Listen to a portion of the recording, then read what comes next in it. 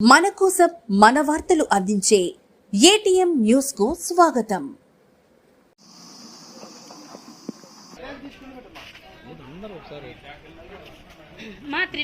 విద్యార్థుల వైద్య సేవలు అందించడంలో కీలక పాత్ర పోషించిన ఆత్మకూరు పోలీసులు. నెల్లూరు జిల్లా ఆత్మకూరు గురుకుల పాఠశాల విద్యార్థులకు జ్వరాలు వ్యాపించిన విషయాన్ని తెలుసుకున్న ఆత్మకూరు డీఎస్పీ కె వేణుగోపాల్ వెంటనే ఆత్మకూరు సీఐ గంగాధర్ సంఘం సీఐ వేమారెడ్డి మరియు ఎస్ఐలు జిలానీ సాయి ప్రసాద్ ఇతర పోలీస్ సిబ్బందితో కలిసి గురుకుల పాఠశాల వద్దకి చేరుకున్నారు.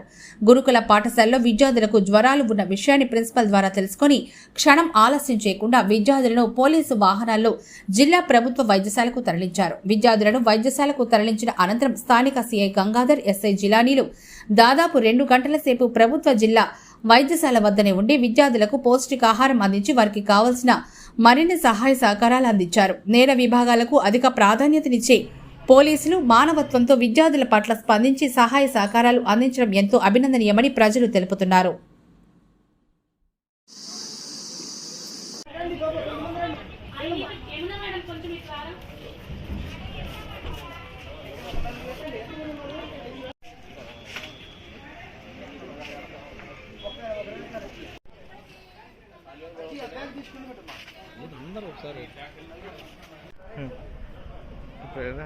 పెదరు ఏ రోజు ఉంటుందో.